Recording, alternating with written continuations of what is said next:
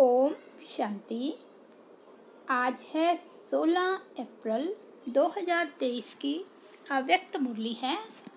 Revise course है 3 अप्रैल 1994। मुरली का heading है संतुष्टता का आधार संबंध, संपत्ति और सेहत अर्थात तंदुरुस्ती। आज दिलाराम बाप अपने सदा संतुष्ट रहने वाली संतुष्ट आत्माओं व संतुष्ट मनियों को देख रहे हैं। यह रूहानी मनियों की चमक सारे दरबार को चमका रही है। संतोषी आत्माएं स्वयं को भी प्रिय और सर्व को भी प्रिय और बाप को तो प्रिय है ही।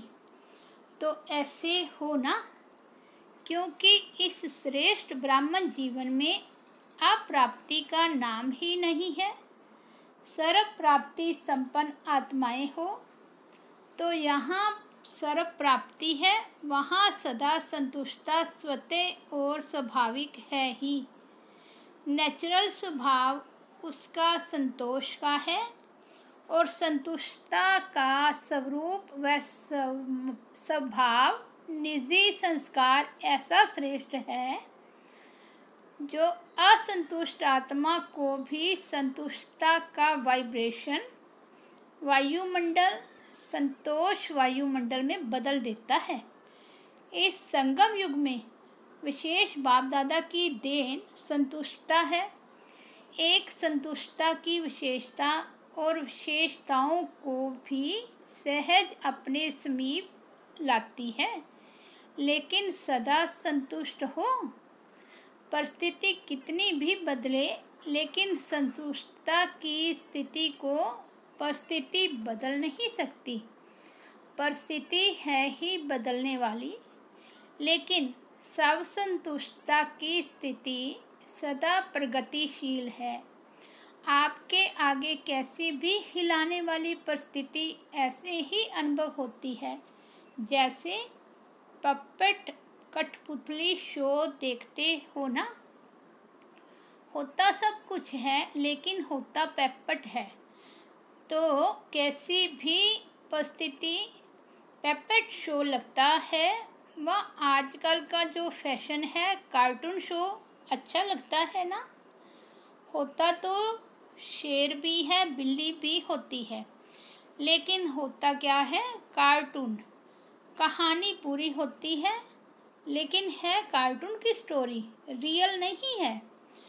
कभी भी कोई भी परिस्थिति आए तो यही समझो एक बेहद के स्क्रीन पर कार्टून शो चल रहा है, वह पपेट शो चल रहा है।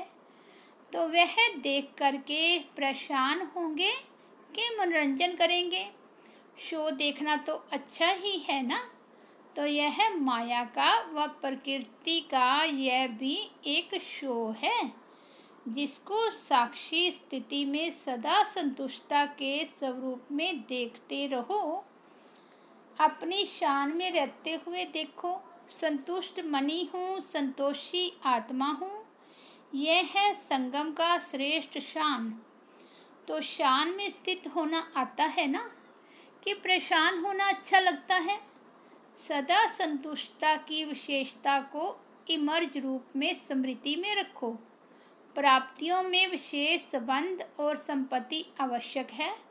संबंध में भी अगर एक भी संबंध अप्राप्त है तो संपूर्ण संतुष्टता नहीं होगी। तो संबंध में भी सर्व चाहिए और अविनाशी चाहिए। अगर कोई भी संबंध विनाशी है तो अप्राप्ति और असंतुष्टता स्वतः हो जाती है। लेकिन एक ही वर्तमान संगम युग है जिसमें सर्व अविनाशी संबंध एक बाप से अनुभव कर सकते हो। सतयुग में भी संबंध बहुत थोड़े हैं, सर्व नहीं है। लेकिन इस समय जिस संबंध की आकर्षण हो, अनुभूति करना चाहो, वह संबंध परमात्मा द्वारा अनुभव कर सकते हो। हर एक के जीवन में संबंध की भी अलग अलग पसंदी होती है। किसको बाप का संबंध इतना अच्छा नहीं लगेगा, फ्रेंड ज़्यादा अच्छा लगेगा। लेकिन एक समय पर और एक से सर्व संबंध प्राप्त है। सर्व प्राप्ति है कि कुछ रहा हुआ है। पीछे बैठे हुए क्या समझते हैं, आज नए नए को आगे बैठने का चांस दिया है। अच्छा, जो इस क्लब में इस बार पहली बार आए हैं वो हाथ उठाओ। भले पधारे। बाप दादा भी पद्म गुना स्नेह संपन्न वेलकम कर रहे हैं।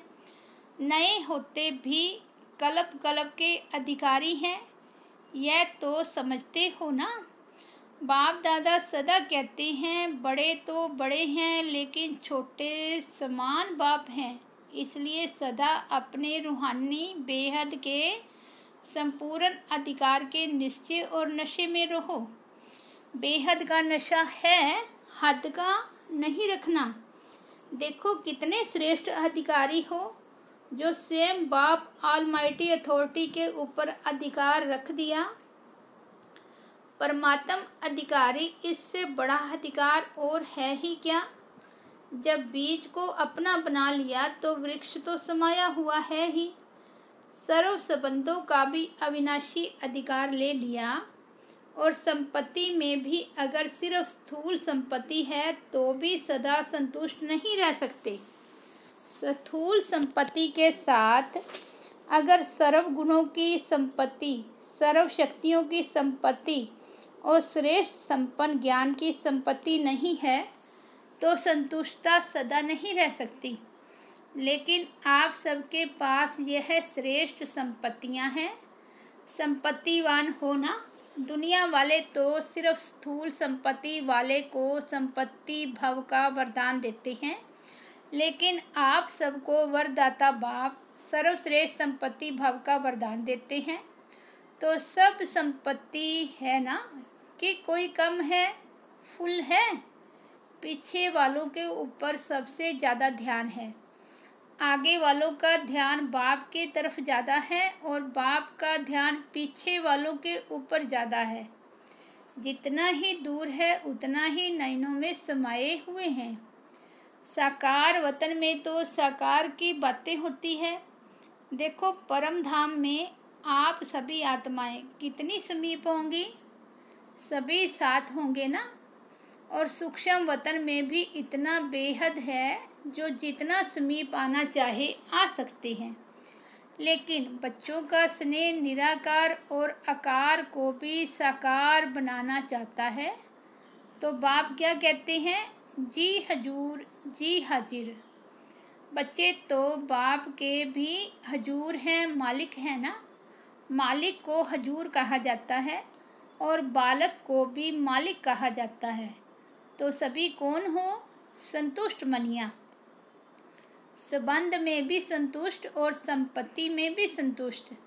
संबंध, संपत्ति और तीसरी होती है सेहत, तंदुरुस्ती। आप सभी तंदुरुस्त हो ना कि बीमार हो। आत्मा तो तंदुरुस्त है ना, शरीर की कोई बात ही नहीं। आत्मा सदा शक्तिशाली है। संगम पर श्रेष्ठ सेहत व तंदुरुस्ती है आत्मा की तंदुरुस्ती। इस समय के आत्मा की तंदुरुस्ती जन्म जन्म के शरीर की तंदुरुस्ती भी दिलाती है।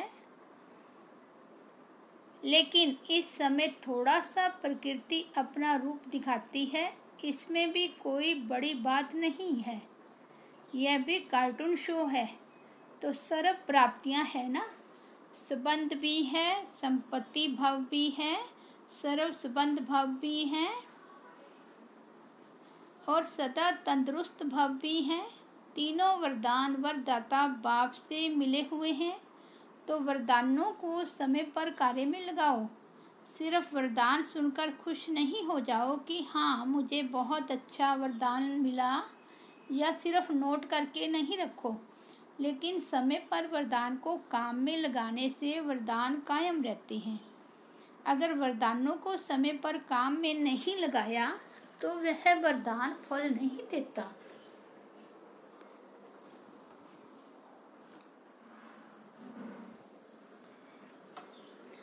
वरदान तो अविनाशी बाप का है, लेकिन वरदान को फलीभूत करना है। बीज तो है, लेकिन उससे फल कितना निकालते हो वह आपके हाथ में है। कोई सिर्फ वरदान के बीज को देख करके खुश होते हैं, बहुत अच्छा बहुत अच्छा, लेकिन फलदायक बनाओ, बार बार स्मृति का पानी दो, वरदान के स्वरूप में स्थित होने की धूप दो। फिर देखो वरदान सदा फलीभूत होता रहेगा और वरदानों को भी साथ में लाएगा वरदानों के फलस्वरूप बन जाएंगे। तो आज के त्रिवरदान को फलीभूत करना और समय पर जरूर याद रखना। समय पर भूल जाते हैं, पीछे पड़ते रहते हो कि हाँ यह वरदान तो था। वरदानों को जितना समय पर कार्य में लगाएंगे उतना वरदान और श्रेष्ठ स्वरूप दिखाता रहेगा। तो सभी को वरदान मिला ना? अच्छा, चारों ओर के देश विदेश के सर्व संतोषी आत्माओं को, संतुष्ट मनियों को, सर्व प्राप्ति संपन्न आत्माओं को, जिन्होंने भी याद पत्र कार्ड आज के दिवस के भी भेजे हैं, तो आज के विशेष दिवस की भी सर्व बच्चों को याद प्यार पदम गुना स्वीकार हो। चाहे दूर बैठकर मन में दिल में मना रहे हैं, चाहे सन्मुख मना रहे हैं, कार्ड व पत्र सब पहले वतन में पहुंचते हैं। तो सभी के पत्र कार्ड और शुभ संकल्पों की याद, शुभ भावनाओं की याद के रिटर्न में बाप दादा का विशेष याद प्यार और सर्व बालक सो मालिक बच्चों को नमस्ते। अच्छा, दादियों से मुलाकात। सूक्ष्म इशारों की भाषा तो जानते हो ना? जैसे अव्यक्त बाप इशारों की ही भाषा जानते हैं। अव्यक्त वतन में तो नयनों की भाषा और इशारों की भाषा है। तो आप भी जानते हो ना, नयनों की भाषा जानते हो, साकार से सीखे हो ना। मुख की भाषा तो सुनी, अभी है नयनों की भाषा। नयनों की भाषा बड़ी प्यारी है, आवाज़ से परे तो जाना ही है। फिर भी बाप जो जी हजूर तो करते ही हैं। अच्छा, अव्यक्त बाप दादा की पर्सनल मुलाकात। फर्स्ट पॉइंट है, स्वयं और समय पर भरोसा नहीं, इसलिए दृढ़ संकल्प से कमजोरियों को निकाल दो। सभी अपने को विश्व सेवाधारी अनुभव करते हो। विश्व सेवाधारी व विश्व कल्याणकारी वही बन सकता है जिसके पास सर्व शक्तियों का खजाना संपन्न है। तो सर्व शक्तियों का स्टॉक जमा है। सर्व शक्तियाँ हैं, वह कोई शक्ति है कोई नहीं है, कभी कभी कोई कम हो जाती है। सदा अपने आप को चेक करो कि सर्व शक्तियाँ हैं वह कोई शक्ति की कमी है। अगर कमी है तो उसके कारण को सोचो, क्योंकि कारण को समझेंगे तो निवारण कर सकेंगे। क्योंकि यह माया का नियम है कि जो कमजोरी आप में होगी उसी कमजोरी के द्वारा ही आपको माया जीत बनने नहीं देगी। तो वर्तमान समय भी समय प्रति समय माया उसी कमजोरी का लाभ लेगी और आगे चलकर जब अंत समय आएगा तो भी वो कमजोरी धोखा दे देगी। तो ऐसे नहीं सोचना कि थोड़ी सी कमजोरी है, एक ही कमजोरी है, बाकी तो बहुत अच्छा है, अच्छी हूँ। एक कमजोरी भी धोखा दे देगी, इसलिए कोई भी कमजोरी अपने अंदर रहने नहीं दो। अगर स्वयं नहीं मिटा सकते हो तो कोई का सहयोग लो। जो शक्तिशाली आत्माएं हैं उनका सहयोग लो। विशेष योग का प्रयोग करो। किसी भी विधि से कमजोरी को मिटाना ही है, यह दृढ़ संकल्प करो। यह भी नहीं सोचो कि आगे चलकर हो जाएगा, नहीं, सभी से निकाल दो, अभी से निकाल दो, क्योंकि स्वयं पर और समय पर कोई भरोसा नहीं है। ऐसे नहीं सोचो कि आगे चलकर यह करेंगे हो जाएगा, नहीं, आपका स्लोगन है अब नहीं तो कब नहीं। तो जो करना है वो अभी करना है, क्योंकि बाप संपन्न है और आपका बाप से प्यार है। तो बाप जैसा बनना ही प्यार का प्रैक्टिकल स्वरूप है। जितना बाप से बहुत बहुत प्यार है, इतना ही पुरुषार्थ से भी बहुत बहुत प्यार है। जितना बाप से प्यार के लिए फलक से कहते हो कि 100% से भी ज़्यादा प्यार है, ऐसे पुरुषार्थ के लिए भी कहो। सोचेंगे करेंगे नहीं, सब कमजोरियां ख़त्म, गे नहीं। शिवरात्रि मनाने आए हो तो कुछ तो बलि चढ़ेंगे ना। बाप दादा सभी बच्चों को संपन्न देखना चाहती हैं। बाप का प्यार है, इसलिए बच्चों की कमी अच्छी नहीं लगती। तो क्या याद रखेंगे कि सदा संपन्न संपूर्ण रहना ही है, कि थोड़ी थोड़ी कंप्लेन करते रहेंगे। कंप्लीट, कंप्लेन खत्म, संपन्न बनना ही मनाना है। दूसरा पॉइंट है वेस्ट को बेस्ट बनाना, अर्थात होली हंस बनना। सभी अपने को सदा होली हंस अनुभव करते हो। होली हंस का अर्थ है संकल्प, बोल और कर्म जो व्यर्थ होता है उसको समर्थ में बदलना। क्योंकि व्यर्थ जैसे पत्थर होता है, पत्थर की वैल्यू नहीं, रत्न की वैल्यू होती है। तो व्यर्थ को समाप्त करना अर्थात होली हंस बनना। तो व्यर्थ आता है, होली हंस फौरन परख लेता है कि यह काम की चीज़ नहीं है, यह काम की है। तो आप होली हंस हो ना, तो व्यर्थ समाप्त हुआ, क्योंकि अभी नॉलेजफुल बने हो कि अगर अभी संकल्प, बोल या कर्म व्यर्थ गवाते हैं तो सारे कल्प के लिए अपने जमा के खाते में कमी हो जाती है। जानते हो ना, नॉलेजफुल हो ना, तो जानते हुए फिर व्यर्थ क्यों करते हो। चाहते नहीं है लेकिन हो जाता है, ऐसे कहेंगे। जो समझते हैं अभी भी हो सकता है वो हाथ उठाओ। आप हो कौन? राजयोगी। राजयोगी का अर्थ क्या है? राजा हो ना, तो मन को कंट्रोल नहीं कर सकते। किंग में तो रूलिंग पावर होती है ना, तो आप में रूलिंग पावर नहीं है। अमृत वेले और फिर सारे दिन में बीच बीच में अपना एक्यूपेशन याद करो, मैं कौन हूँ। क्योंकि काम करते करते यह स्मृति मर्ज हो जाती है कि मैं राजयोगी हूँ। इसलिए इमर्ज करो, यह नियम बनाओ। ऐसे नहीं समझो कि हम तो है ही राजयोगी, लेकिन राजयोगी की सीट पर सेट होकर रहो। नहीं तो चलते चलते कर्म में बिजी होने के कारण योग भूल जाता है, सिर्फ कर्म ही रह जाता है।